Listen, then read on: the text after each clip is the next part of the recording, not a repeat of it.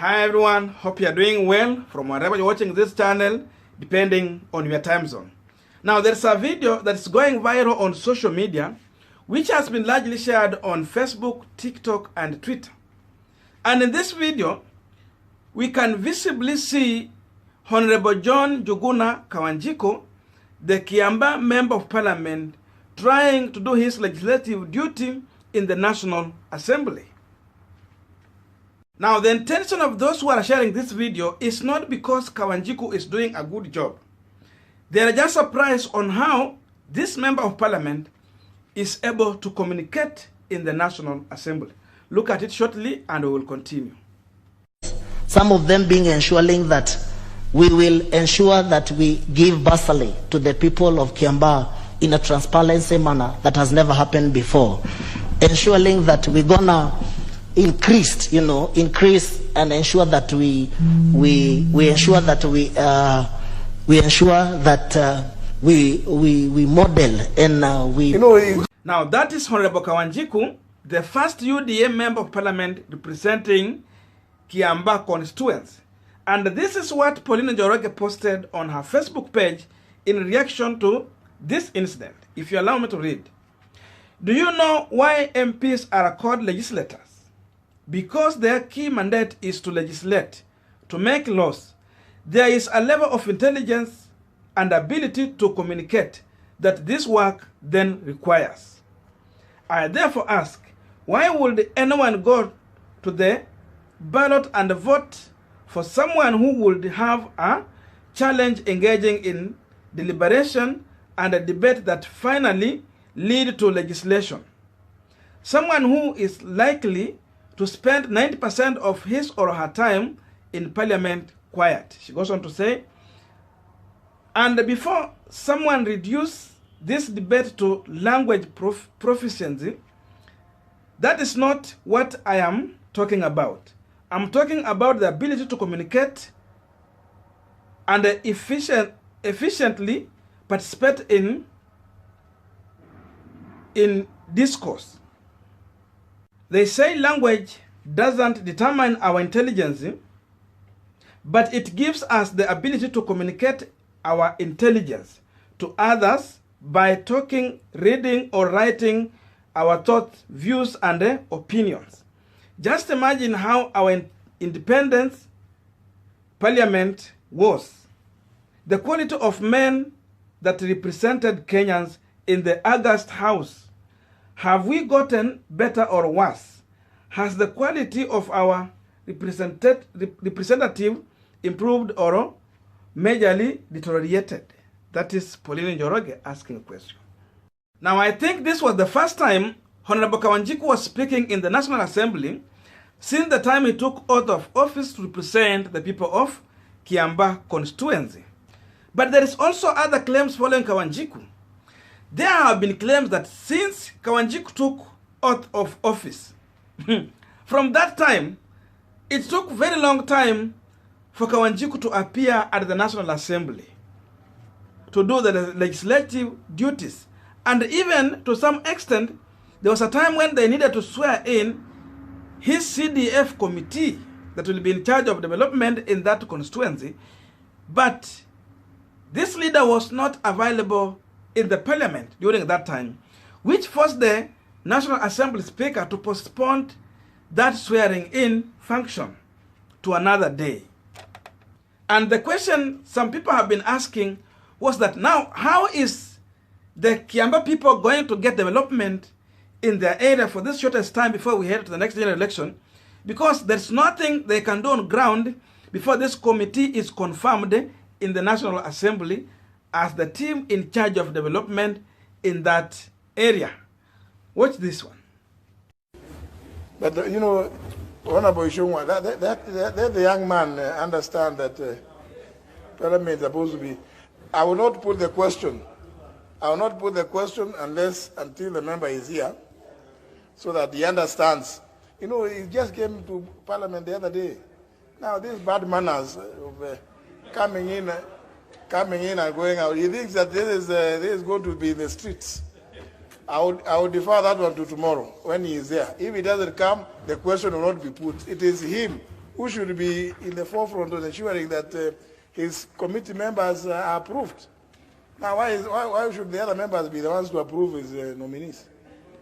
I mean, the young man should be told, this is a problem.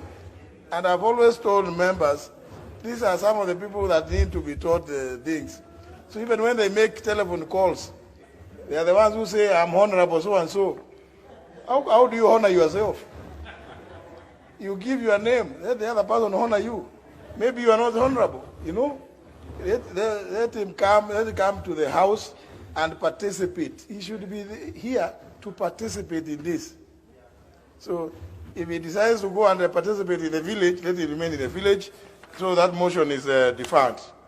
When he comes, he risks, of course, the motion being deferred to next year, and it may have to suffer the same fate as the others, which are going to die a natural death. So let the young member be told that business is transacted here in the house, not out there in the village. Now we are continuing with our panel discussion, but I have a quick request. You might be watching this channel, but you have not yet subscribed. So my humble request, please consider subscribing so that another time, once we release a video like this one, will always get notified. Again, to all our eternal subscribers and anyone who dropped comment, I must say thank you so much for your unconditional support. Again, I'm requesting you to give this video thumbs up so that YouTube will recommend our video to a larger audience or more viewers. Back to our discussion.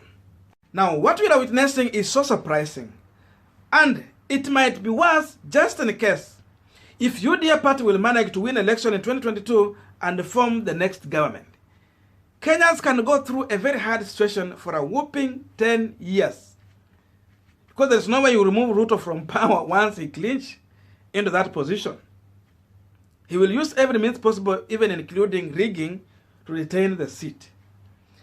And the DP is doing everything possible to make sure that he is removing the senior politicians from active politics and bringing in new young blood to replace these leaders.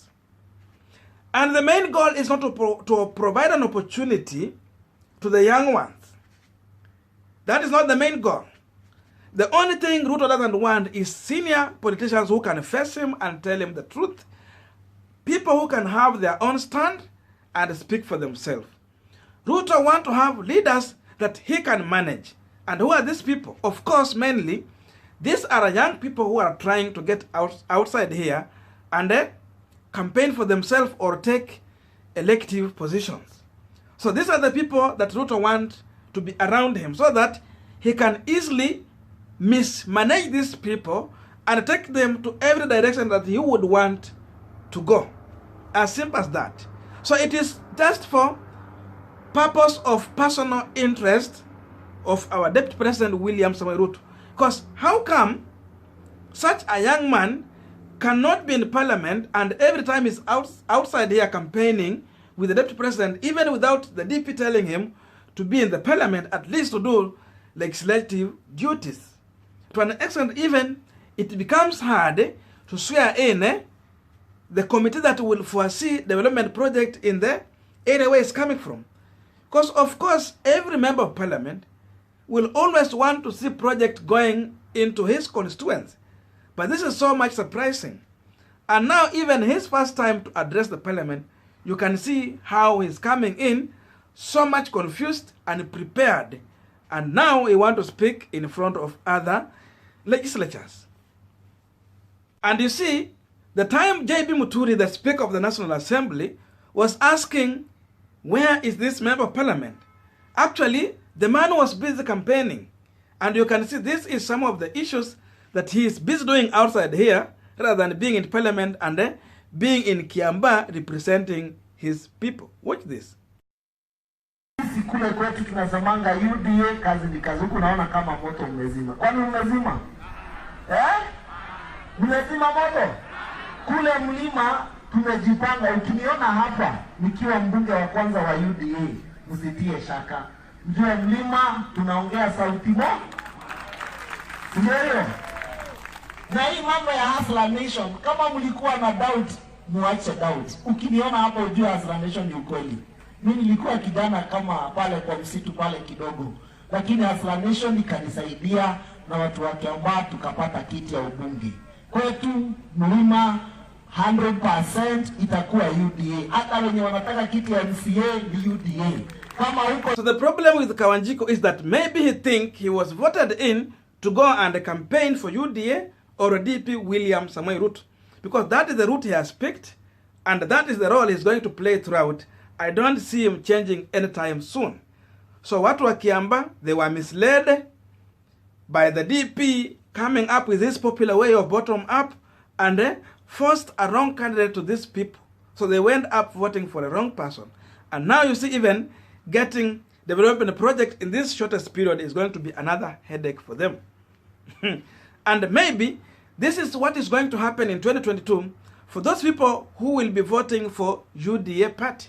Because they have proved to us that the only biggest job they have is to follow the DP everywhere it's going and keep on busy campaigning rather than doing the legislative duty. There are very few people, and those guys who have been there before, who have been able to manage being with Ruto and getting to do their work in their various constituencies.